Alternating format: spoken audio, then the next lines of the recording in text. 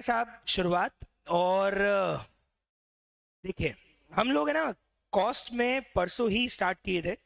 और मैं आपको बता दूं हम लोगों ने क्या क्या इसके अंदर पढ़ा था और क्या क्या डिस्कशन हम कर रहे थे। कुछ ऐसे बच्चे जिनका आज पहला दिन है, there are some students, okay it's first day for you. मैं आपको एक बार रिवाइज कराता हूँ जो हम लोगों ने लास्ट 2 दिनों के अंदर पढ़ा है। वैसे तो आपको कोई ज़रूरत नहीं पड़ेगी वीडियो रिकवरी या कुछ भी देखने की, क्योंकि जितना हमने पढ़ा है वो बहुत ही कम और थोड़ा सा पढ़ा है। तीसरा ही दिन है आज, और फर्स्ट डे तो हमने कुछ पढ़ा ही नहीं था, कल ही पढ़ा। तो उस कल जो पढ़े हुए को एक बार पूरा रिवाइज कराता हूँ मैं, और फिर हम आज का डिस्कशन चालू करते हैं। तो देखिए हम लोगों ने क्या पढ़ा था कल। हम लोगों ने पढ़ा था कि साहब हमारे पास सबसे पहले ये जो सब्जेक्ट है, इस सब्जेक्ट के अंदर पहला वर्ड बड़ा इंपॉर्टेंट है, कॉस्ट। और याद करो मैंने एक सिंपल सी लाइन में बोला था कि आप ज्यादा अंदर घुसो ही मत, क्योंकि आपको एक ही चीज ध्यान रखनी, क्या प्रोडक्ट पे खर्च हुआ है क्या। Any amount spent on product and services will become part of its cost. जो भी चीजें एक प्रोडक्ट के ऊपर खर्च हुई है उन सबको हम कॉस्ट का पार्ट मानेंगे। ये हम लोगों ने कल डिस्कशन किया था। और याद कीजिए मैंने आप लोगों को बताया था कि किन किन चीजों को कॉस्ट में जोड़ना है, किन किन चीजों को कॉस्ट में नहीं जोड़ना है। एक लंबी लिस्ट पढ़ी थी हम लोगों ने उसकी।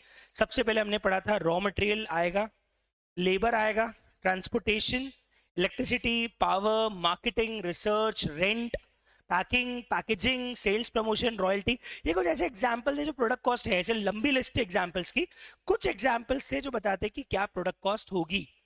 अब सवाल आता है, sir what was the list of exclusions, किन किन को हम एक्सक्लूड करने वाले हैं। सबसे पहले मैंने बोला था एक तो एबनॉर्मल कॉस्ट। एबनॉर्मल कॉस्ट को हम कभी भी कस्टमर से रिकवर नहीं करते, and reason is very simple. क्यों एबनॉर्मल कॉस्ट को कस्टमर से रिकवर नहीं करते? बिकॉज ये कॉस्ट आपके यहाँ हो रही है, सबके यहाँ नहीं हो रही है। आपने ये कॉस्ट अगर कस्टमर से ले ली तो आपका प्रोडक्ट मार्केट में सबसे एक्सपेंसिव हो जाएगा, और आपका प्रोडक्ट डिमांड सप्लाई के चार्ट में नीचे गिर जाएगा, क्योंकि प्राइस ज्यादा हो जाएगी उसकी। तो फर्स्ट ऑफ ऑल आप ओवर प्राइस नहीं कर सकते, इसलिए आप वो कॉस्ट कस्टमर से नहीं ले सकते जो पहली बात प्रोडक्ट पे नहीं लगा है। दूसरा, ऐसी कॉस्ट जो आपके यहाँ लगी है, किसी और के यहाँ नहीं लगी है, उस कॉस्ट को भी आप कस्टमर से ले नहीं सकते। एबनॉर्मल कॉस्ट है, लॉस बाय फायर हो गया, लॉस बाय थेफ्ट हो गया, या कोई और रीजन से लॉस हो गया जो कि एक्स्ट्रा ऑर्डिनरी लॉस है, तो वो सब एबनॉर्मल कॉस्ट के अंदर काउंट होता है। दूसरा, bad debts. Bad debts, donations, provisions, ये सब फाइनेंशियल खर्चे। इन सब का प्रोडक्ट के बनाने और बेचने से कोई कनेक्शन नहीं है, और इसीलिए हम इन सब कॉस्ट को भी हमारी कॉस्ट में कंसीडर नहीं करते। Income tax is also a financial cost. You are earning a profit, that's why you are paying income tax. Otherwise product बनाने और बेचने के कारण आपको इनकम, मतलब प्रोडक्ट के कारण ही नहीं लग रहा है। प्रोडक्ट के कारण लग रहा होता तो हम प्रोडक्ट को बोलते कि अच्छा तू भरेगा, लेकिन जब प्रोडक्ट के कारण नहीं हो रहा है तो मैं प्रोडक्ट से कैसे ले सकता हूँ खर्चा? ये जो मैं प्रॉफिट कमा रहा हूँ उसमें से मुझे भुगतना पड़ेगा। तो इसका मतलब ये है कि मैं इनकम टैक्स को भी कॉस्ट नहीं मानता। Loss, profit on sale, of course product का इससे कोई कनेक्शन नहीं, प्रोडक्ट बनाने बेचने के कारण लगा नहीं है, ये तो अदर एक्टिविटीज के कारण आपको प्रॉफिट लॉस हुए हैं। इंटरेस्ट को लेके कंट्रोवर्शियल हम आगे जाके पढ़ेंगे। कैश डिस्काउंट भी फाइनेंशियल कॉस्ट है। फाइनली कल हम लोग एक बहुत ही इंपॉर्टेंट मुद्दे पे डिस्कशन किए थे आखिरी में, और वो है GST paid on raw material. I have told you, खरीद पे दिए गए जीएसटी की अगर गवर्नमेंट आईटीसी देने को तैयार है, मतलब वो चीज आपको सरकार वापस कर रही है। मैंने कल एग्जांपल वो पॉकेट वाला लिया भी था कि इस जेब से पैसा गया लेकिन दूसरी जेब से पैसा आया, तो मैंने पहले क्या किया, इस जेब से पैसा देके इस जेब में निकाल दिया और बचा हुआ पैसा किसको दे दिया? गवर्नमेंट को दे दिया। अल्टीमेटली इसका मतलब ये है, मैं इसको एक और एग्जांपल से आपको समझा देता हूँ, सुनना सब लोग ध्यान से। मैंने, मान लो आपके नोट्स पे 40,000 रुपीज खर्च किए, उसके ऊपर 18% का जीएसटी लगा। 40,000 का 18% कितना होता है? 18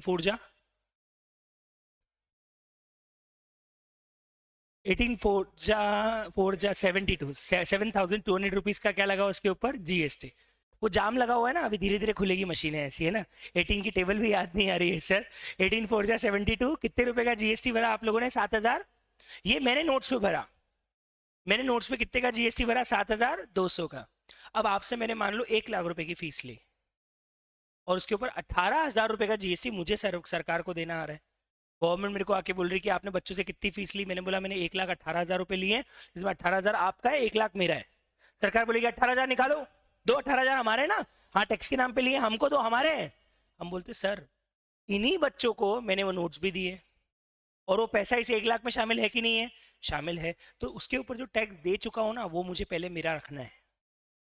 तो मैं क्या करूंगा, 18,000 में से 7,200 रुपीज का जो टैक्स मैं दे चुका था नोट्स के ऊपर, वो मैं अपनी पॉकेट में रखूंगा और गवर्नमेंट को 10,800 रुपीज ही भरूंगा। क्या हुआ, नोट्स पे लगा हुआ जीएसटी वापस मेरी जेब में आ गया कि नहीं आ गया? आ गया। इसको बोलते हैं आईटीसी। क्या बोलते हैं इसको? आईटीसी। मतलब दिया हुआ टैक्स आप अपने कस्टमर से जो टैक्स वसूल रहे हो उसमें से रिकवर कर सकते हो और आपकी जेब में रख सकते हो। मतलब खरीद पे दिया हुआ टैक्स अल्टीमेटली कस्टमर आपको वापस दे देगा और वो पैसा आपको सरकार को पे करने की जरूरत भी नहीं है। मतलब गया हुआ टैक्स आपकी जेब में वापस आ गया। और इसीलिए जो चीज आपकी जेब में से गई और वापस आ गई तो अल्टीमेटली मेरे लिए कॉस्ट है ही नहीं, क्योंकि अल्टीमेटली गया और वापस आ गया। मैं आपको बोलूँ 100 रुपए डिपॉजिट दो, 15 दिन बाद वापस 100 रुपए लौटा दूंगा, तो आप बोले खर्चा क्या हुआ? कुछ भी नहीं। 100 रुपए गए और 15 दिन बाद 100 रुपए। तो इसीलिए हम कभी भी जीएसटी जो खरीद पे पे करते हैं उसको कॉस्ट नहीं मानते, क्योंकि उसकी इनपुट टैक्स क्रेडिट अवेलेबल होती है। अगर यहाँ पे लिखा हो कि जीएसटी की आईटीसी नहीं मिलेगी तो ऑफ कोर्स फिर जीएसटी कॉस्ट का पार्ट बनता। तो यहाँ पे हमने एक्सक्लूजन में इफ लिखा है।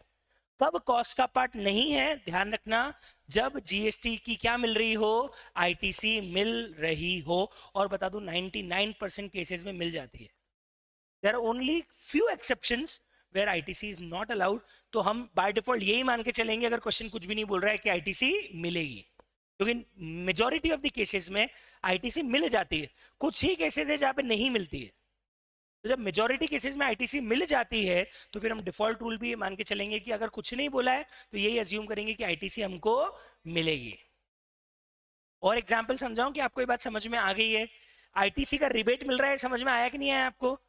इजी है। आगे जाके हम जीएसटी जब पढ़ेंगे तो उसको बहुत अच्छे से इन डेप्थ जाके पढ़ेंगे कि एग्जैक्टली मैकेनिज्म कैसे काम करता है। अभी मैंने आपको शॉर्ट में बता दिया, कैशबैक सिस्टम है गवर्नमेंट का। Whatever you are paying, government आपको वापस को कैशबैक दे रही है आपके अकाउंट के अंदर। आप यूज कर लेना कैशबैक आगे टैक्स भरने के लिए, तो आपकी जेब से अल्टीमेटली कुछ लगेगा ही नहीं। जो भी आप दे रहे हो वो सरकार, आप कस्टमर को जब बेचोगे तो टैक्स आपकी पॉकेट में वापस आ जाएगा, डबल नहीं लगेगा। तो एक बार दे दिया ना वो सर कस्टमर आपको वापस दे देगा। तो प्रैक्टिकली देखा जाए तो मेरी जेब से क्या लगा, मैंने 7,000 रुपए 200 रुपए फोटोकॉपी के दिए और मेरी जेब में 18,000 रुपए आए। मैंने 18,000 में 7,200 अपनी जेब में रख लिए और बच्चे पे 10,800 रुपए 10,800 गवर्नमेंट को पे कर दिए। अल्टीमेटली मेरी जेब से क्या हुआ? कुछ भी नहीं। 7,200 गए थे वापस आ गए और जो 10,800 इस पॉकेट में बचे थे वो मैंने गवर्नमेंट को कर दिए वापस। तो अल्टीमेटली मेरी पॉकेट में क्या आया क्या गया? कुछ भी नहीं। एंड दैट्स व्हाई टैक्स कभी भी हमारी कॉस्ट का पार्ट नहीं बनता है। जीएसटी कभी भी कॉस्ट का पार्ट नहीं बनता है, क्योंकि जीएसटी कभी भी दुकानदार को अपनी जेब से नहीं देना पड़ता है। जितना जीएसटी उसको लगता है ना वो अपने कस्टमर से ले रहा होता है। तो जब जीएसटी वो अपने कस्टमर से ले रहा होता है तो उसको अपनी जेब से कोई जीएसटी भरने की जरूरत नहीं होती है। बताओ ये बात आप लोगों को समझ में आई या नहीं आई? आ गई? तो ये चीज ध्यान रखना कि हम जो जीएसटी रॉ मटेरियल पे पे कर रहे हैं उसकी रिबेट लेते हैं, एंड दैट्स व्हाई उसे हम कभी भी हमारी कॉस्ट का पार्ट नहीं मानेंगे। सर इसकी जगह अगर क्वेश्चन में दिया होता कस्टम ड्यूटी, क्या दिया है आपको बता दूं, कस्टम ड्यूटी कब लगती है? मेरे हिसाब से ये चीज पता होगी आप लोगों को। कस्टम लॉ कब, कस्टम ड्यूटी कब लगती है बताइए? जब हम क्या कर रहे हैं, इंपोर्ट एक्सपोर्ट लगती है। इंपोर्ट एक्सपोर्ट पे लगती है कि लोकल बेचने पे लगती है? पहले क्लियरली बता दो मेरे को। यस, कस्टम ड्यूटी हमेशा लगती है जब भी आप गुड्स का क्या कर रहे हो, या तो इंपोर्ट या एक्सपोर्ट। अब मान लेते हैं हम यहाँ पे रॉ मटेरियल इंपोर्ट कर रहे हैं। जस्ट अज्यूम कि सिचुएशन में हम क्या इंपोर्ट कर रहे हैं, रॉ मटेरियल। आप मुझे बताओ कस्टम ड्यूटी में कोई चीज चाइना से इंपोर्ट,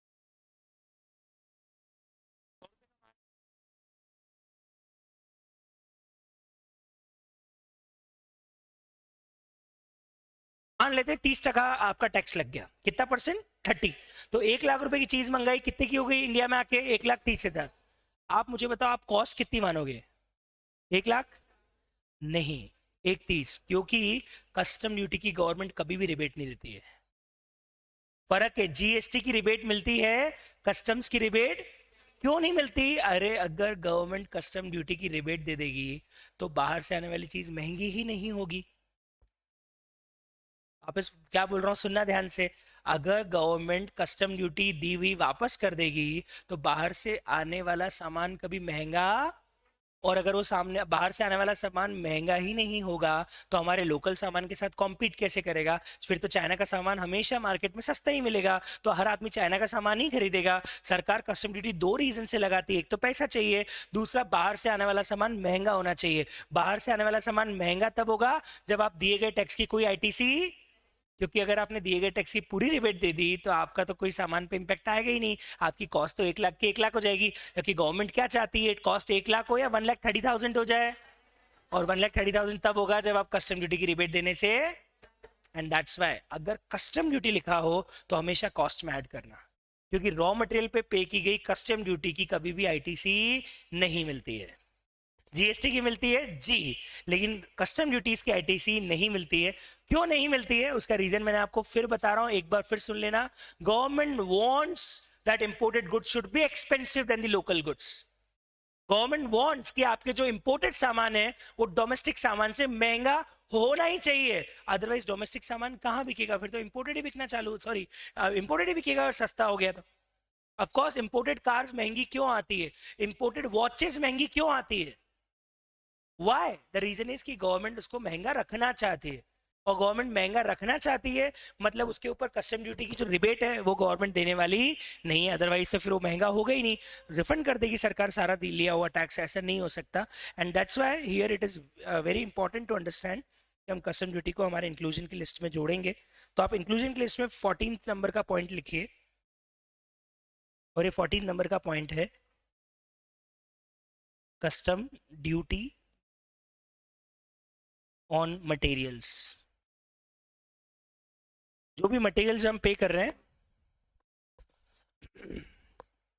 यस एक बच्चा पूछ रहा है सर कस्टम देने के बाद जब हम वापस इंडिया में सेल करेंगे तो जीएसटी लगेगा? बिल्कुल लगेगा। आपने जब इंपोर्ट किया तो उसके ऊपर क्या लग गई? कस्टम। अब वो चीज 130 रुपए की हो गई, अब 130 को जितने भी बेचोगे उसके ऊपर फिर जीएसटी लगेगा, बिल्कुल लगेगा, डेफिनेटली लगेगा जी। ऑक्ट्रॉय हट गया है, अब है ही नहीं, ऑक्ट्रॉय नाम का कोई टैक्स ही नहीं बचा है हमारे इंडिया में।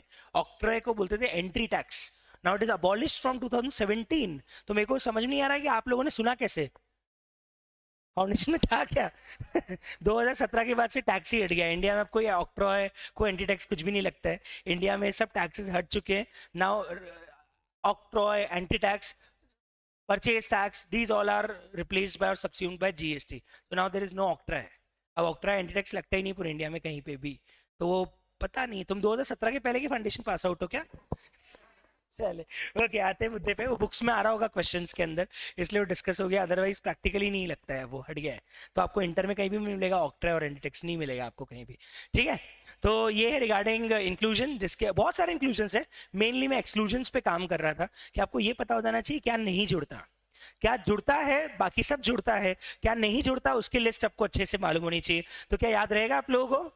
तो क्या क्या नहीं जोड़ा एक बार फटाफट बता देंगे बिना देखे, क्या क्या नहीं जोड़ा? एक तो abnormal cost, income tax, bad debt, provisions and reserves क्योंकि एप्रोप्रिएशन ऑफ प्रॉफिट है, और उसके अलावा loss on sale of asset, fix profit on sale of fixed assets. अरे एक और लिख सकते हो आप, वो प्रिमिनरी एक्सपेंस और गुडविल राइट ऑफ, वो भी कॉस्ट थोड़ी है, वो तो एक बुकिश एडजस्टमेंट है। आपने अपनी बुक्स में गुडविल क्रिएट कर ली और बाद में उसी गुडविल को बैठ के क्या कर रहे हो? राइट ऑफ किया। अपनी ही दुनिया में हो तुम। अकाउंट्स में कई बार तो ऐसा लगता है कि बहुत आर्टिफिशियल दुनिया चल रही है, आपने अपनी बुक्स में पहले क्या क्रिएट कर ली? गुडविल, और फिर आप उसी गुडविल को क्या कर रहे हो? काटे जा रहे हो, काटे जा रहे हो, काटे जा रहे हो। इन सबसे मुझे बताओ प्रैक्टिकली प्रोडक्ट की कॉस्ट पे कोई इंपैक्ट आएगा क्या? नहीं। तो preliminary expenses right of, goodwill right of, ये सब चीजें भी कॉस्ट के अंदर कहीं भी नहीं आती, क्योंकि वो देखा जाए तो एक्चुअल कॉस्ट ही नहीं है। कॉस्ट मतलब जेब से कुछ गया हो या जेब में कुछ आने से रह गया हो।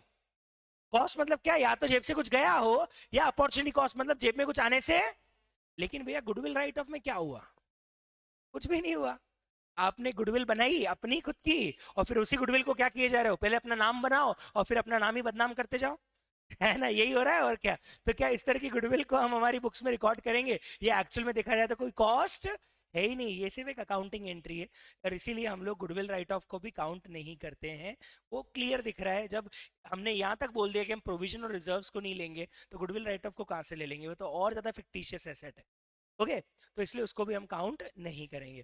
चलिए तो साहब ये तो समझ में आ गया what are the inclusion and what are the exclusion, किन किन चीज़ों को काउंट करना है, किन किन चीज़ों को काउंट नहीं करना है। अब हम इसके आगे की वैरायटी डिस्कस करना चालू करेंगे कि और क्या क्या वैरायटी की कॉस्ट हो सकती है। So I am now starting with another important concept, और वो क्या है सुनना। हम कॉस्ट को एक बड़े ही इंटरेस्टिंग कैटेगरी में बांटेंगे, बहुत ही इंटरेस्टिंग है, बहुत मजेदार कॉन्सेप्ट है। कॉस्ट को बांटेंगे हम वेरिएबिलिटी के हिसाब से, and according to variability I can divide cost into three parts: variable and semi variable। Sir इतना आसान, ये तो हम लोगों ने महारत हासिल है सर 11th 12th फाउंडेशन में, ऐसे रटा हुआ है पूरा कॉन्सेप्ट, कुछ भी पूछ लो आप इसके अंदर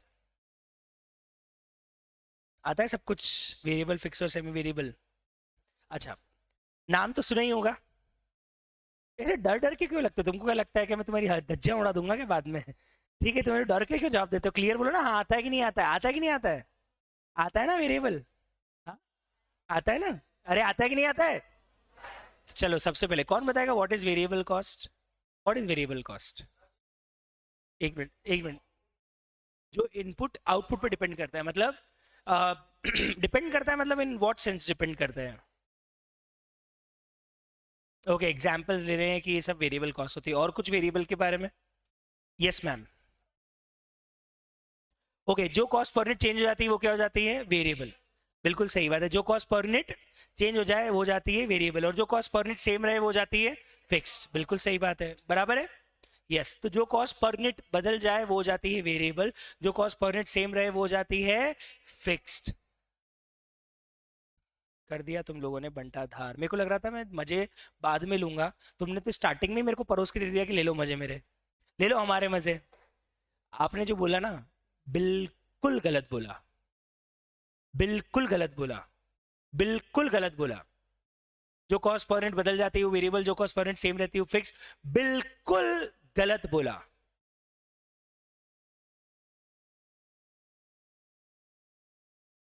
सेम लगेगी, हाँ तो ये भी तो यही बोली कि जो कॉस्ट पर यूनिट बदल जाती है वो वेरिएबल, और जो कॉस्ट पर यूनिट सेम रहती है वो फिक्स्ड। हम्म, हाँ तो वो यही बोल रही है ना कि जो कॉस्ट सेम रहे वो फिक्स, पर यूनिट सेम रहे वो फिक्स, जो पर यूनिट बदल जाए वो वेरिएबल। बंद हो जाएगी तो भी लगेगी, ओके ठीक है। और कुछ ऐड करना चाहते हैं? नहीं, चलो मैं आपको बता दूं, हाँ जी सर।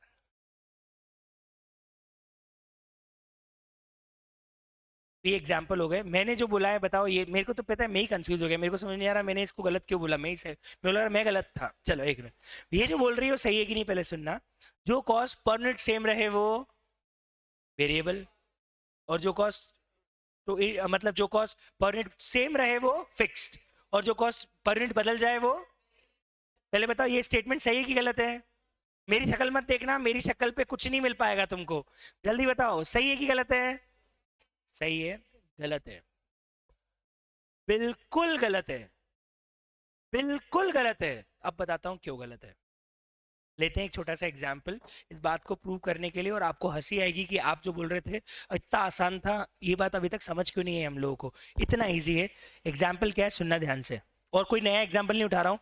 एक्टिवा, स्कूटर, कार चलाते हो, है ना, अपन सिंपल स्कूटर के एग्जाम्पल ले लेते हैं। आपके पास एक एक्टिवा है, कार है, चलो नहीं नहीं सर, अब सर एग्जाम्पल में तो कम से कम बड़ा सोचो, ठीक है साहब। आपके पास में कार है, and that car, basically there are two different kinds of cost we are incurring on car. First one is petrol, that is fuel, and second is insurance। ये दो मेजर कॉस्ट गाड़ी खरीदने के बाद हमें लगती है। आप मुझे सिंपल सेंस में बताओ, आपका जो सामान्य ज्ञान बोलता है वो क्या बोलता है, पेट्रोल कौन सी कॉस्ट है? वेरिएबल है, बिल्कुल सही। आपका सामान्य, पता है मैंने बोला सामान्य ज्ञान ज्यादा काम आता है, और वो है नहीं आजकल लोगों में। सामान्य ज्ञान सही है आपका, ये वेरिएबल है, और ये क्या है? फिक्स है। बिल्कुल सही बोले आप, ये गलत नहीं बोले आप। अपन मान लेते हैं 1 लीटर पेट्रोल, सिर्फ राउंडिंग के लिए ताकि अपने को मेहनत नहीं लगे, 100 रुपए का मान लेते हैं, और 1 लीटर में हम मान लेते हैं गाड़ी 20 किलोमीटर चलेगी, ठीक। अच्छा अब मुझे बताओ, आपकी पूरे साल भर में गाड़ी 20 किलोमीटर ही चली, बताओ पेट्रोल कॉस्ट कितनी लगेगी? 100 लगेगी। बहुत बढ़िया। सर आपकी पूरे साल भर में गाड़ी 2000 किलोमीटर चली, बताओ कितनी लगेगी? 10,000। 10,000, 10,000 टाइम लग रहा है, थोड़ा टाइम लगेगा अभी, उसको कम टाइम लगने में, अभी टाइम लग रहा है। ठीक है, 10,000। आपकी गाड़ी साल भर में 20,000 किलोमीटर चली, बहुत बढ़िया, कितना? 1 लाख। सर सही तो है, वेरिएबल चेंज हो रही है। अच्छा, इंश्योरेंस भी ले लेते हैं यहाँ पे अपन। अपन मान लेते हैं 1 साल का इंश्योरेंस 10,000 रुपए का है कार का।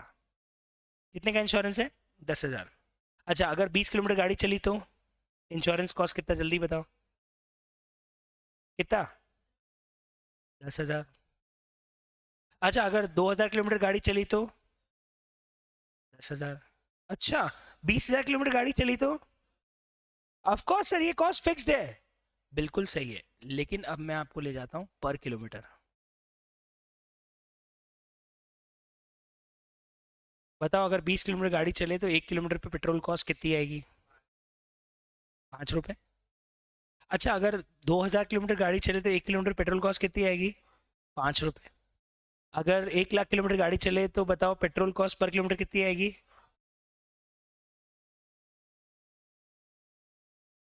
इधर भी देख लेते हैं। अगर 20 किलोमीटर गाड़ी चले तो बताओ पर किलोमीटर इंश्योरेंस कॉस्ट कितना आएगा? 10,000 डिवाइड बाई 20 करेंगे ना, कितना? 500। अच्छा, अगर 10,000 रुपए की इंश्योरेंस है और 2,000 किलोमीटर गाड़ी चले तो कितना आएगा? 5। और 10,000 का इंश्योरेंस है और 20,000 किलोमीटर गाड़ी चले तो कितना आएगा? पॉइंट। 1 मिनट, अब आपने जो लाइन बोली, अब आप देख के बताओ कि आपने सही बोली कि गलत बोली। आपने बोला था जो कॉस्ट पर यूनिट सेम रहे वो वेरिएबल नहीं, जो कॉस्ट पर यूनिट सेम रहे वो फिक्स्ड, या आपने बोला था और जो कॉस्ट पर यूनिट बदले वो? अब आप देखो स्क्रीन पे,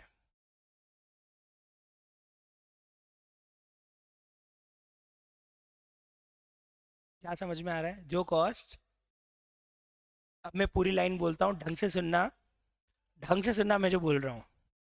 जो कॉस्ट इन टोटल यूनिट्स के प्रपोर्शन में बदले वो वेरिएबल, जो कॉस्ट इन टोटल यूनिट्स के बढ़ने पे भी सेम रहे वो फिक्स्ड। लेकिन पर यूनिट आने के बाद ये उल्टी हो जाती है,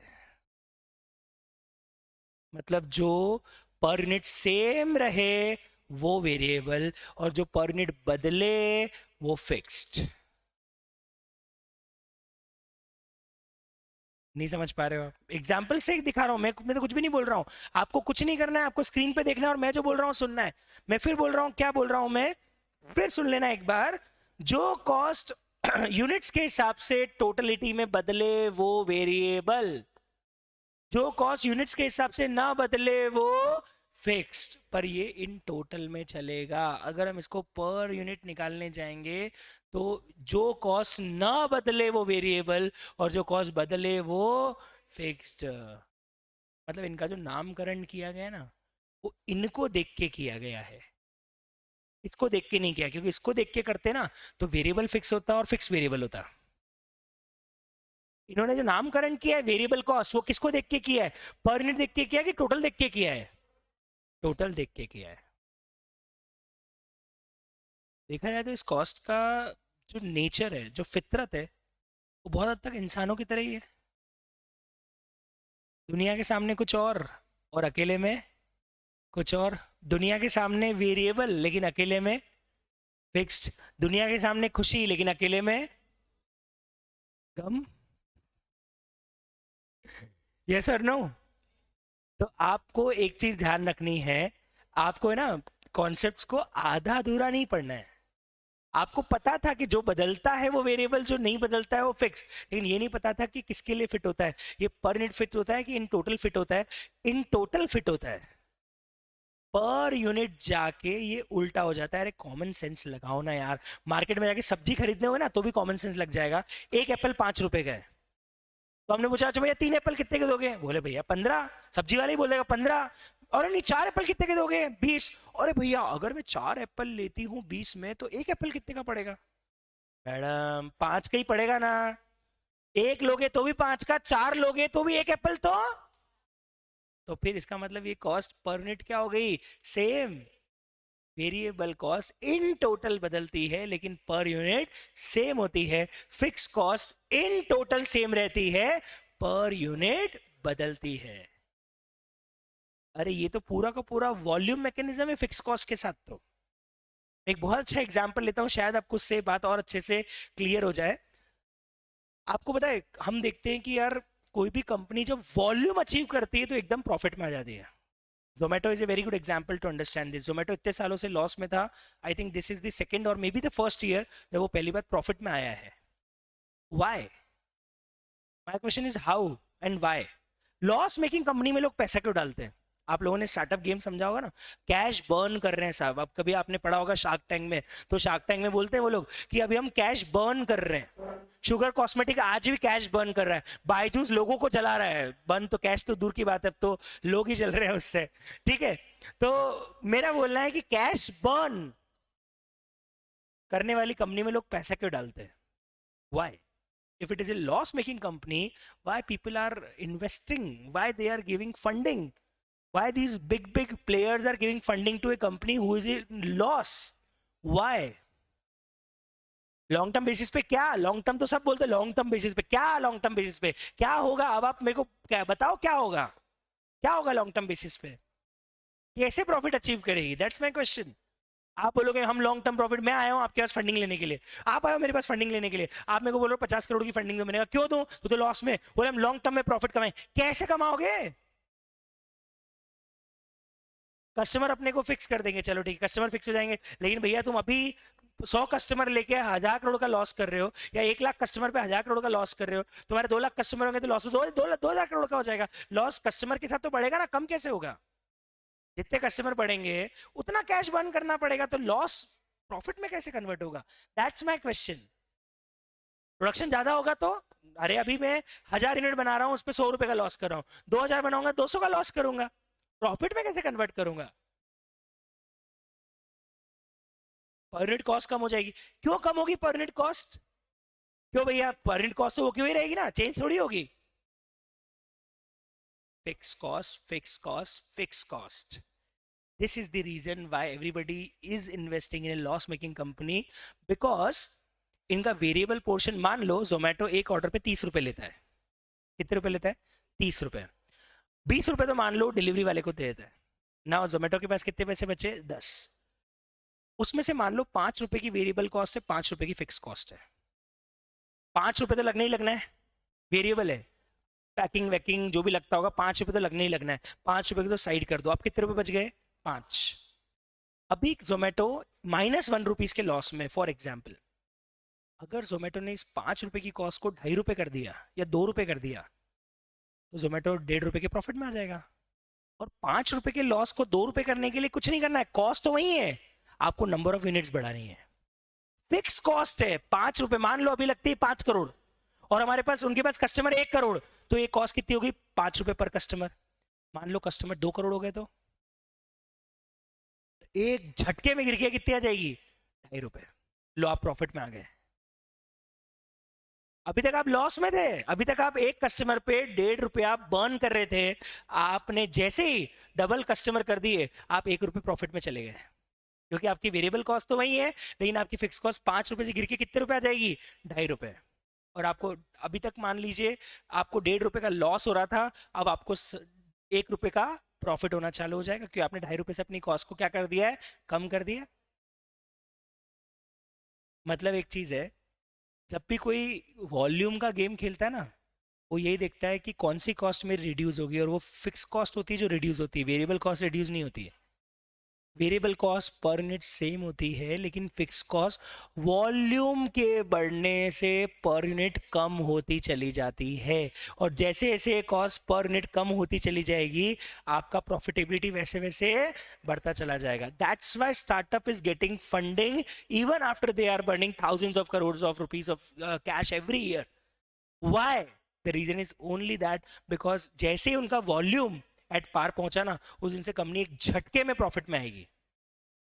और एक झटके में प्रॉफिट में आएगी ना, तो दो चीजें होगी, एक तो नंबर ऑफ कस्टमर बढ़ेंगे, दूसरा आपका पर यूनिट फिक्स कॉस्ट क्या हो जाएगा, कम। तो दो इफेक्ट के कारण आपका प्रॉफिटेबिलिटी जितनी रेट से ग्रो होना चाहिए उससे डबल ट्रिपल रेट से ग्रो करेगा। अगर जोमेटो 100 करोड़ रुपए प्रॉफिट कमा रहा है इस साल, अगर उसने थोड़े भी कस्टमर बढ़ाए ना, तो अगले साल प्रॉफिट 250 300 करोड़ पहुंच जाएगा। 300% का ग्रोथ आएगा एक झटके के अंदर।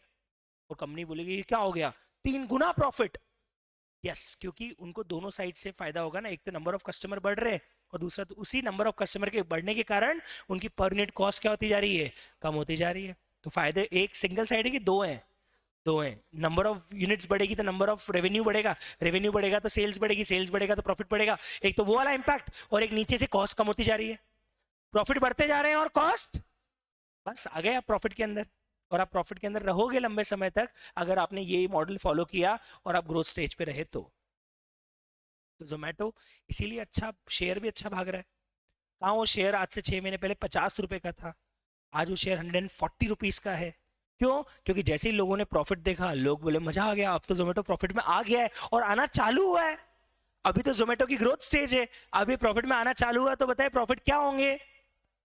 जोमेटो ने 1400 करोड़ का टारगेट दिया है प्रॉफिट का 2 सालों के अंदर। अभी जोमेटो 140 करोड़ के प्रॉफिट पे, जोमेटो बोल रहा है हम 2 साल में 10 गुना प्रॉफिट कर लेंगे। क्योंकि उनको पता है ना करना क्या है, सिर्फ कस्टमर ही तो बढ़ाने। कस्टमर बढ़ाएंगे तो अपने आप फिक्स कॉस्ट कम होती चली जाएगी, और पर कस्टमर रेवेन्यू बढ़ेगा तो अपने आप प्रॉफिटेबिलिटी भी ज्यादा होके आएगी। तो जोमेटो 10 गुना प्रॉफिट कैसे कर लेगा 2 साल में? बिकॉज डबल इफेक्ट आ रहा है, कस्टमर तो बढ़ ही रहे हैं, फिक्स कॉस्ट पर यूनिट भी कम होती जा रही है। तो ये बहुत बड़ा इंपैक्ट है जो आपको ध्यान रखना पड़ेगा। Fix cost per unit volume के बढ़ने से कम होती है और वॉल्यूम के घटने से बढ़ती है। मतलब fix cost per unit variable होती है और variable cost per unit fixed होती है। क्या बढ़िया टैगलाइन मिली, क्या टैगलाइन है, variable cost per unit is fixed and fix cost per unit is variable. आप तो इतनी सी याद ध्यान रख लेना कि जो वेरिएबल और फिक्स नाम पढ़ा है ना वो टोटल देख के पढ़ा है, क्योंकि अकेले में तो इनकी फितरत उल्टी हो जाती है। जो फिक्स है वो वेरिएबल हो जाता है, जो वेरिएबल है वो फिक्स हो जाता है। तो एक काम करते हैं, पहले जितना समझा है उसको हम लिख लेते हैं, उसके बाद एग्जाम्पल्स करते हैं कि इसको हम प्रैक्टिकली कैसे अप्लाई करेंगे। तो लेट्स पहले लिख लीजिए इस एग्जाम्पल को। अगर आपने एग्जाम्पल नहीं लिखा है तो पहले इस एग्जाम्पल को लिखिए, फिर I will explain the definition part and then we will start with few another examples. पहले इसको नोट कर लीजिए, मैं डेफिनेशन लिखवाता हूँ और फिर हम आगे एग्जाम्पल्स की बात करना चालू करेंगे। और क्लास में हम बहुत प्रैक्टिकल बातें साथ साथ में करते रहेंगे। सो जोमेटो, स्टार्टअप वैल्यूएशंस, बहुत सारी चीजें मैं आपको साथ साथ में बताते चले जाऊंगा, ताकि अगर आपका आगे जाके कहीं बिजनेस करने का मूड है तो आपको नॉलेज बहुत जबरदस्त काम आने वाला है।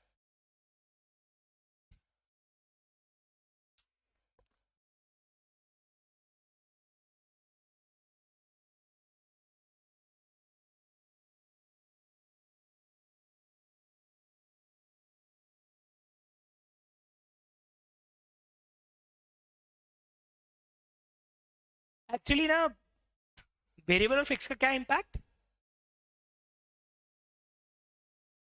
पढ़ाया हुआ है, याद नहीं है आप लोगों को? पढ़ाया हुआ है, पढ़ाया है फाउंडेशन के अंदर। ये शॉर्ट टर्म में, लॉन्ग टर्म में नहीं, शॉर्ट टर्म में average fix, average variable cost बताया था। तो बताया था एवरेज वेरिएबल कॉस्ट सेम होती है शॉर्ट टर्म में। बस ये बात है कि लेवल टू लेवल आपका लेवल बढ़ गया है। देखो अब आप बोलोगे से फाउंडेशन में ये सब क्यों नहीं पढ़ाते, पढ़ाया जाता है, वहाँ थोड़ा बुकिश ज्यादा होता है। उसी चीज को प्रैक्टिकली समझाओ तो दिमाग में चढ़ जाता है, इतना ही फर्क है। तो वहाँ के बच्चों का लेवल भी कम होता है ना, तो उनको इतना ज्यादा प्रैक्टिकल बताओगे तो उनको समझ भी नहीं आएगा क्या हो रहा है जीवन के अंदर। तो वही चीजों को एडवांस लेवल पे पढ़ रहे हैं हम लोग। इंटर क्या है, अल्टीमेटली चीजों को एडवांस लेवल पे पढ़ रहे हैं, जाके इन डेप्थ जाके पढ़ रहे हैं, उसको प्रैक्टिकली समझ रहे हैं। How the situation works in industry, कैसे काम कर रहा है वो सब देख रहे हैं। तो ऐसा नहीं पढ़ाया हुआ नहीं है, पढ़ाया हुआ होगा पर वो उतने इन डेप्थ जाके नहीं पढ़ाया होगा, क्योंकि वहां के लिए उतना रेलिवेंट नहीं होगा।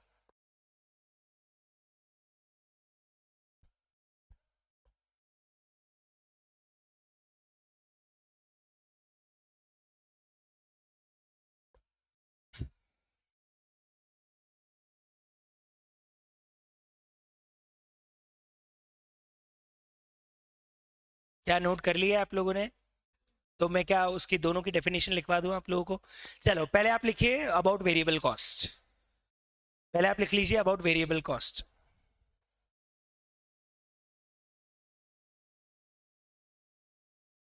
ऑनलाइन, नंदिनी, बातुल, आदर्श, आपके जवाब सही हैं। अब उसको हम नोट कर लेते हैं कि एग्जैक्टली क्या लिखना है हमको. लिखो ए cost which varies with level of output, a cost which varies with level of output, a cost which varies with level of output,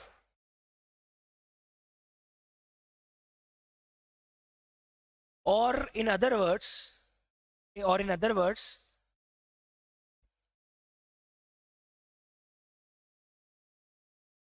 cost which changes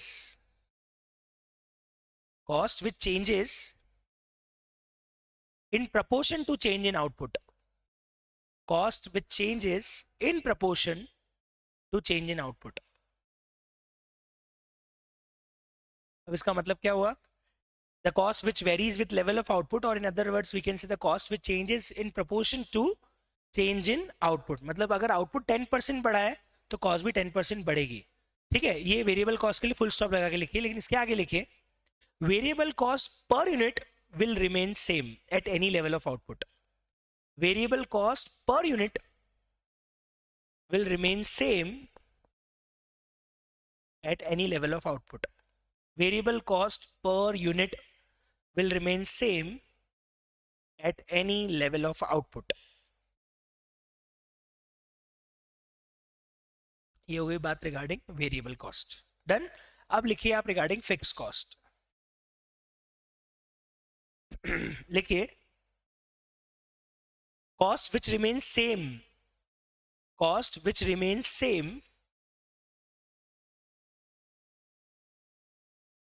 at any level of output. ये fix cost के लिए लिखवा रहा हूं मैं आपको, है ना. cost which remains same at any level of output,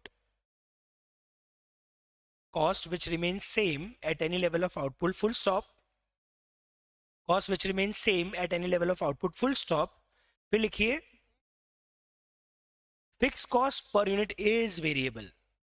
Fixed cost per unit is variable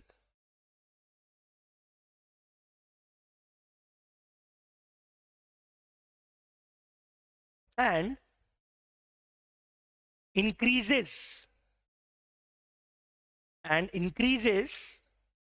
with decrease in output, increases with decrease in output or vice versa. Increases with decrease in output or vice versa. मतलब variable cost per unit बढ़ेगी अगर output घट गया तो, और vice versa अगर output बढ़ गया तो variable cost per unit, sorry fix cost per unit क्या होगी? गिरेगी. तो इसका सबसे अच्छा एग्जांपल है, प्रैक्टिकल एक और लेता हूं. रेस्टोरेंट बिजनेस पता है आपको? रेस्टोरेंट बिजनेस, आप कोर्स खाना वाना खाने जाते हो आप लोग होटल में, है ना. आपको मैं एक रेस्टोरेंट बिजनेस का इंडस्ट्री का पूरा डेटा देता हूं. रेस्टोरेंट बिजनेस में 30% इज ओनली वेरिएबल पोर्शन. मतलब अगर आप 500 रुपए की पनीर की सब्जी ऑर्डर कर रहे हो ना, या 200 रुपए का आप सैंडविच खा रहे हो, तो एक्चुअली उस सैंडविच को बनाने में 60 रुपए ज्यादा की कॉस्ट नहीं आई होगी इन लोगों को. इसमें सब आ गया. क्या क्या आ गया इसमें आ गया सैंडविच का ब्रेड, इसमें आ गया उनका रॉ मटेरियल जो यूज करते हैं वो, चीज, इवन वर्कर्स जो बना रहा है शेफ उसकी सैलरी भी आ गई. वो सब मिला के 30% कॉस्ट है वेरिएबल, ओनली 30%. जबकि बेस्टो का प्रॉफिट मार्जिन तो 20% ही है. मतलब बचा हुआ 50-60% जो बचा, 30 + 50% जो बचा वो फिक्स कॉस्ट है रेस्टोरेंट में. काय की फिक्स कॉस्ट है? रेंट. सबसे एक्सपेंसिव क्या होता है रेस्टोरेंट में? रेंट. दूसरा इंटीरियर और repairs, maintenance and staff, waiters और मैनेजर और इन सब की सैलरी. ये 50% प्रोपोर्शन काउंट करते हैं आपके रेस्टोरेंट की कॉस्ट का. 30% वेरिएबल है, लगभग 20% के आसपास मार्जिन वाली इंडस्ट्री है. ठीक है, ये नॉर्मल एक स्टैंडर्ड बता रहा हूं मैं रेस्टोरेंट में क्या चलता है. अब मुझे बताओ, श्री माया या कोई और रेस्टोरेंट ले लो और एक तरफ आप कंपेयर कर लो इंदौर का गुरु कृपा रेस्टोरेंट. एक गुरु कृपा करके रेस्टोरेंट है इंदौर में. वो एक नॉर्मल रेस्टोरेंट से ज्यादा क्वांटिटी कम रेट में देता है, और दूसरा रेस्टोरेंट कम क्वांटिटी ज्यादा रेट में देने के बावजूद भी लॉस में, और गुरु कृपा इतना सस्ता खिलाने के बाद भी प्रॉफिट में. कारण है नंबर ऑफ कस्टमर्स.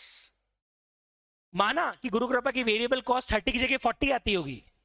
अगर नॉर्मली 100 रुपए की डिश की कॉस्ट पूरे सारे रेस्टोरेंट में 30 आती होगी, ये थोड़ी क्वांटिटी ज्यादा देता है और कॉस्ट कम है, मतलब प्राइस भी कम है, तो हम मान लेते हैं 100 के 30 नहीं लगते होंगे, कितने लगते होंगे? 40, पर भैया बाकी सब जगह 50 रुपए की फिक्स कॉस्ट लग रही है, यहाँ फिक्स कॉस्ट 20 रुपए ही है, क्योंकि दिन भर में इतने कस्टमर को खाना खिलाया जाता है। रेंट थोड़ी बढ़ा, बिजली का बिल थोड़ी बढ़ा, स्टाफ का खर्चा थोड़ी बढ़ा, तो जो फिक्स कॉस्ट बाकी सबको 50 रुपए पर कस्टमर बैठ रही है, इनको वही फिक्स कॉस्ट 20 रुपए पर कस्टमर बैठ रही है। तो आप सोच सकते हो कि वॉल्यूम बढ़ाने से कोई भी कंपनी प्रॉफिट में आ सकती है, क्योंकि वॉल्यूम बढ़ाते ही आपका एक प्रपोर्शन तो सेम रहेगा, लेकिन एक प्रपोर्शन आपका कम हो जाएगा। कौन सा कम हो जाएगा? फिक्स। और जैसे ही फिक्स कम होगा, अपने आप आपका क्या जंप कर जाएगा? प्रॉफिट जंप कर जाएगा।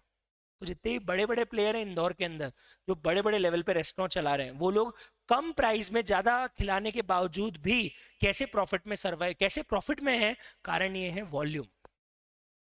बाकी रेस्टोरेंट में दिन में 10 कस्टमर जाते हैं, तो उनके यहाँ 50 कस्टमर जाते हैं। अब आप 5 गुना वॉल्यूम पे काम कर रहे हो अगर दिन भर में, तो ऑफकोर्स आपकी कॉस्ट बाकी सबसे 5 गुना कम होगी। फिक्स कॉस्ट आपकी कॉस्ट 1/5 होगी बाकी सबके सामने, तो ऑफकोर्स आप कम पैसे में ज्यादा खिला भी दोगे तो भी आप प्रॉफिट में रहोगे ना। Are you getting my point? तो it is, this is the work of quantity. Quantity के बढ़ने से अल्टीमेटली बिजनेस सर्वाइव कर जाते हैं। अब यही हम क्या मिस्टेक करते हैं, मैं आपको बताता हूँ। कई लोग क्या गलती करते हैं, और ये आपके आसपास के लोगों में आप देखोगे क्या होगा।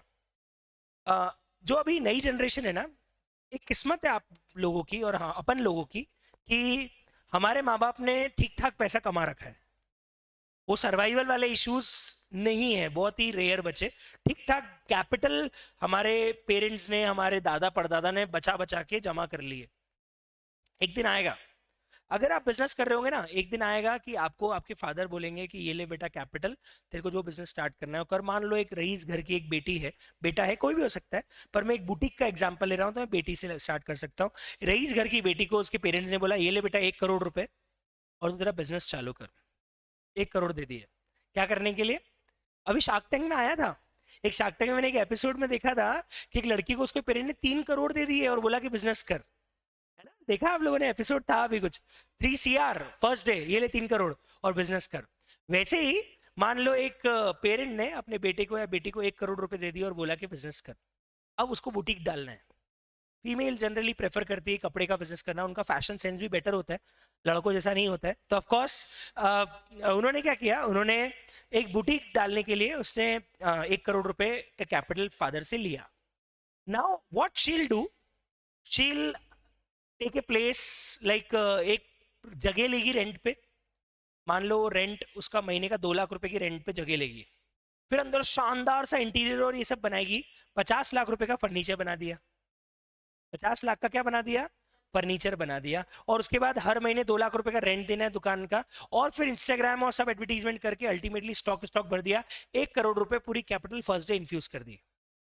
ठीक है, अब जाके बुटीक ओपन किया। अब बुटीक के दिन सब आए, फ्री में खाना मिला, हाय हेलो करके गए, वाह क्या बढ़िया शोरूम में, मजा आ गया, आऊंगा मैं, आऊंगा, आऊंगी मैं कपड़े लेने के लिए, आऊंगी मैं कपड़े लेने के लिए। अब इंटरेस्टिंग चीज ये है कि अगले दिन से आप एक्सपेक्ट करो कि उस बुटीक में कितने कस्टमर आएंगे। हाई एंड बुटीक है, एंड दैट बुटीक इज, उसकी एवरेज सेल प्राइस 10,000 रुपए से कम की नहीं है। मतलब एक ड्रेस कितने का एवरेज?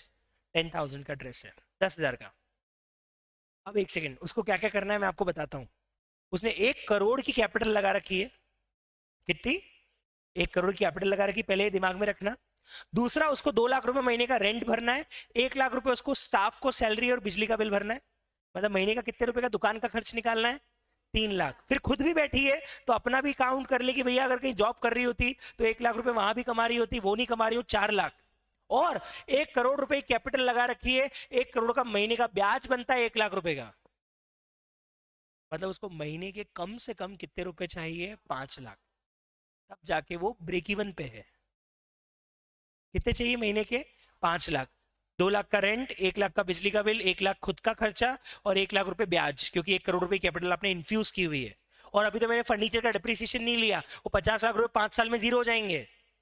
उसका डेप्रिसिएशन काउंट कर लूंगा तो 5 साल में 50 लाख रुपए जीरो हो जाएंगे। डेप्रिसिएशन जीरो कर लूं तो 5 साल में 50 लाख रुपए, मतलब देखा जाए तो 1 साल के 10 लाख रुपए, मतलब 1 लाख रुपए आपको फर्नीचर और एसेट्स का डेप्रिसिएशन भी काउंट करना है। मतलब प्रैक्टिकली एक साल, एक महीने में कितने रुपए कमाने हैं? 6 लाख। मैं तो 5 पे रखता हूँ, जो 6 तो बहुत ज्यादा हो गया। 5 लाख रुपए उसको एक महीने में कमाने हैं। 1 मिनट, एक ड्रेस कि 10,000 की जो ड्रेस है उसकी एवरेज कॉस्टिंग क्या आती होगी? वेरिएबल कॉस्ट, मतलब ये कपड़ा वपड़ा सिलाई विलाई सब मिलाए कितना लगता होगा? अप्रॉक्स गर्ल्स ज्यादा अच्छे जानती है। आप लोग एथनिक वेयर बनवाते हो ना, तो आप मुझे बताओ 10,000 की ड्रेस जनरली आप बनवाने जाओ तो कितने में पड़ जाएगी? 4,000 रुपये मान लेते, 5,000 मान लो मोटा मोटा। 50% कॉस्ट कपड़ा के बिजनेस में आती है 50%, क्योंकि कपड़ा बहुत एक्सपेंसिव होता है, फिर हैंडवर्क होता है, बहुत कुछ होता है। 5,000 रुपये मान लो। मैं एक ड्रेस पे कितने रुपए कमा रहे हो? 5,000 रुपये आप एक ड्रेस पे कमा रहे हो। अच्छा 10,000 वाली कितनी ड्रेस रोज की बेच पाओगे? 10,000 वाली कितनी ड्रेस रोज की बेच पाओगे? 4-5? 5 बहुत मान ली तो कितनी? 5, मतलब रोज की कितने रुपए का प्रॉफिट कमा पाओगे? 25,000। ठीक है, वो भी कब? रोज की जब आप 5 ड्रेस 10,000 की बेच पाओगे तो कितने रुपए कमा लिए आपने? 25,000। महीने कितने हुए? साढ़े 25,000 इंटू 30 दिन करें, चलो 30 दिन दुकान भी नहीं खुलती, 25 दिन करें तो 25 इंटू 25 6,25,000। 6,25,000 में से 6 लाख रुपए तो आपने पहले किराया, खर्चा, इंटरेस्ट सब निकाला, क्या बचा? 25,000 रुपये बचा। और अभी तो मैंने इंस्टाग्राम मार्केटिंग जो खर्चा होगा वो जोड़ा ही नहीं है, मैंने सिर्फ बिजली का बिल, रेंट और स्टाफ की सैलरी जोड़ी है। मार्केटिंग एक्सपेंसेस तो मैंने अभी इंक्लूड ही नहीं किया है। गलती कर दी। क्या गलती कर दी? इतना बड़ा इन्वेस्टमेंट इतने कम वॉल्यूम में नहीं करना था। जब आप दिन की 4 ड्रेस नहीं बेच पा रहे हो और आप इतनी बड़ी शोरूम लेके बैठे हो जिसका 2 लाख रुपए रेंट के साथ साथ 1 करोड़ रुपए का इन्वेस्टमेंट करके बैठे हो, आप कैसे कमा के निकल सकते हो? आप कमा के निकल ही नहीं सकते। कमा के निकलने का एक ही तरीका था कि आपको ऑर्गेनिकली धीरे धीरे ग्रो करना था। Rather than opening a big showroom, you can start that business at home. आप धीरे धीरे स्टॉकिंग करते, घर पे बिजनेस चालू करते, फिक्स कॉस्ट नहीं लगती, और धीरे धीरे जब वॉल्यूम बहुत अच्छा हो जाता तब आप शोरूम डालते, तब आपके पास दिन के 20 कस्टमर रेडी बैठे होते। This is how we should do business. The problem with this generation और maybe with this situation is everybody wants to do it so fast कि आज जितनी कैपिटल लगानी हो लगा दो, पर मेरे को फटाफट कस्टमर चाहिए, नहीं आएंगे। आपको ऑर्गेनिकली ही ग्रो करना पड़ेगा। आप अनऑर्गेनिकली इंस्टाग्राम से ग्रो कर भी जाओगे, लेकिन आपको हर बार कस्टमर बुलाने के लिए फिर नया ऐड करना पड़ेगा, पहली चीज। दूसरा, आप इंस्टाग्राम से ग्रो कर भी जाओगे, लेकिन वो सारा जो कमाओगे ना वो आप रेंट भरने में लगा दोगे। जो आप कमाओगे ना वो कैपिटल निकालने में लगा दोगे। जो आप कमाओगे ना वो सिर्फ एसेट्स का डेप्रिसिएशन में राइट ऑफ कर दोगे। आपकी जेब में अल्टीमेटली कुछ भी नहीं बचेगा। तो जो बड़े बड़े आप देखते हो ना लेबल्स काम करे, वाह उसने इंस्टाग्राम पे 5,000 फॉलोअर कर लिए, 15,000 फॉलो कर लिए, उसकी तो रोज की अच्छी ड्रेस बिक जाती होगी, रोज की 2-4 तो बेच देती होगी, वो ये कर देता होगा, अल्टीमेटली कुछ प्रॉफिट नहीं बच रहा है। क्यों? क्योंकि आप बहुत सारा फिक्स कॉस्ट पहले दिन लगा के बैठे हो। बिजनेस सर्वाइव करना है, प्रॉफिट में रखना है ना, कोशिश करो जितनी कम फिक्स कॉस्ट रहे उतना अच्छा है। जितनी कम फिक्स कॉस्ट होगी आपका प्रॉफिट में बिजनेस उतनी ही जल्दी आएगा। तो आज न केवल मैंने आपको फिक्स और वेरिएबल क्या है वो बताया, मैंने आपको बताया इसका प्रैक्टिकल इंप्लीकेशन क्या होता है, और प्रैक्टिकली कैसे बिजनेस में हम इस नॉलेज को यूज कर सकते हैं कि कैसे वेरिएबल और फिक्स कॉस्ट के साथ हम खेलें। वो कॉस्ट हमारे साथ नहीं खेले, हम उसके साथ खेलें। हम कब फिक्स कॉस्ट लगाएं? जब हमारे पास अच्छा खासा वॉल्यूम हो। हम छोटे वॉल्यूम में हायर फिक्स कॉस्ट लेके बैठेंगे ना तो हमारे पास प्रॉफिट कमाने के लिए कुछ भी नहीं बचेगा। कम वॉल्यूम है तो फिक्स कॉस्ट भी कम होनी चाहिए। वॉल्यूम जब ग्रेजुअली बढ़ रहा है तो फिक्स कॉस्ट भी फिर ग्रेजुअली आप बढ़ा सकते हो, लेकिन कम वॉल्यूम में हायर फिक्स कॉस्ट लेके बैठोगे आप लॉस में ही रहोगे, आप कभी प्रॉफिट में आ ही नहीं पाओगे। Are you getting my point? तो कल हम इसको आगे कंटिन्यू करेंगे एंड आई विल एक्सप्लेन कि इसको प्रैक्टिकली हम हमारे कॉस्टिंग में कैसे लगाने वाले, कौन कौन से एग्जांपल्स हम करेंगे रिगार्डिंग वेरिएबल फिक्स कॉस्ट, और फिर हम लोग कल सेमी वेरिएबल की बात भी करेंगे। अभी तक मैंने सेमी वेरिएबल के बारे में तो कुछ भी आपको बताया ही नहीं है, तो that I will explain tomorrow. Thank you so much guys, good day, enjoy, bye bye, कल मिलते हैं, थैंक यू।